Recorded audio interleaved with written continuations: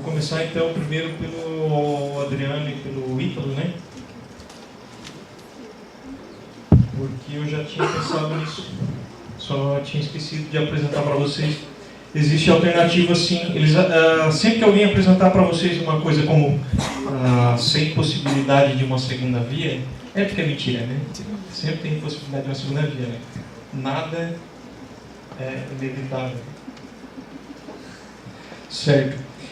Então, o que apresentam como inevitável? O que apresentam como inevitável é reduzir os gastos sociais para gerar superávit, para pagar uma dívida que nem ao menos é questionada, né? Se essa dívida é legítima ou não. Eles partem do pressuposto do bom pagador, né? Pegou emprestado, tem que pagar. Mas olhe lá, os países que fizeram auditoria das suas dívidas. O Equador, a Argentina, a Grécia tentou, não conseguiu. O poder político dos bancos foi muito maior do que o do primeiro-ministro. Esses países, eles conseguiram, através de uma auditoria, ou seja, lá revisar os papéis para ver se está tudo certinho, se tem alguma ilegalidade, que isso é importante pra caramba, né? É dinheiro público, né? Tem que ser tratado de forma séria. Esses países que fizeram isso, eles ou conseguiram anular uma boa parte das suas dívidas, como foi o caso do Equador, que pagou lá 25%, ficou com 25% da dívida, porque conseguiu comprovar que os outros 75% eram ilegais, ou também como a Argentina, conseguiu renegociar ou anular alguma parte. Na Argentina mesmo, conseguiram pegar lá uma estatal que tinha pedido dinheiro emprestado para um banco inglês, o dinheiro não saiu do banco inglês, foi pego emprestado e aplicado a uma taxa de juros menor do que a taxa de juros do empréstimo. Isso é uma falcatrua, né? Escrachado, né? E aí como que a população vai pagar uma coisa dessas, né? Não pode, tem que punir as pessoas que fizeram um acordo desse tipo, que foi mal intencionado, e a dívida tem que ser anulada.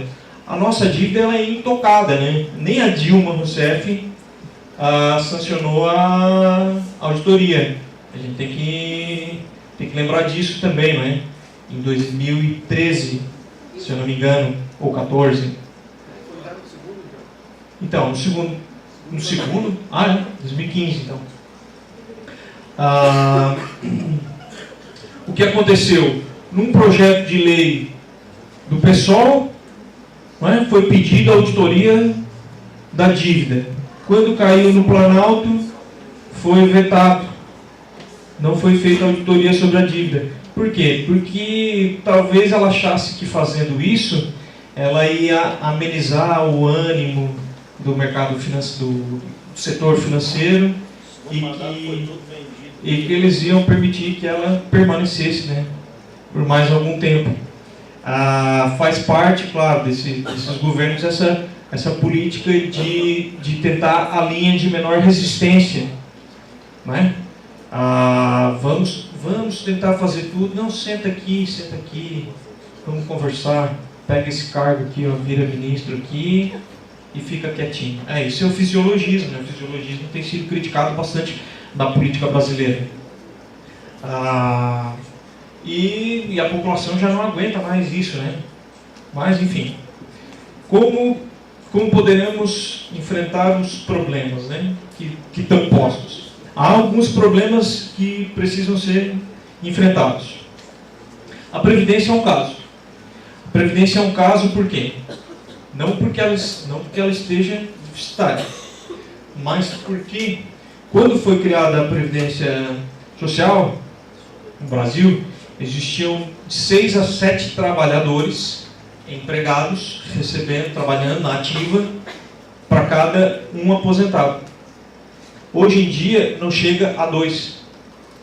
Então, para cada aposentado, não existem nem 2 trabalhadores na ativa. E esses 2 trabalhadores é que pagam, né? É assim que funciona um sistema de previdência universal, né? Então, como poderíamos fazer, né? Ora, A gente tem que seguir algumas coisas que são, às vezes, até meio óbvias, né? O capitalismo evoluiu, a produtividade aumentou. Logo, a Previdência, a solução da Previdência passa por uma capitalização dos recursos arrecadados. Arrecada o recurso, investe ele em algum fundo para a indústria ou para... Enfim, isso aí a gente pode pensar depois. Mas que capitalize esses recursos e quando o trabalhador se aposentar, ele possa então usufruir de um recurso que foi capitalizado para esse fim. Sobre a fiscalidade, né, a questão tributária. No Brasil, hoje, mais de 50% dos impostos são pagos por pessoas que recebem até 3 salários mínimos. Essa é uma estrutura tributária que é extremamente regressiva, né? São os pobres que pagam a metade do imposto no Brasil. E as grandes fortunas pagam nada, ou quase nada. Prolabore não é taxado.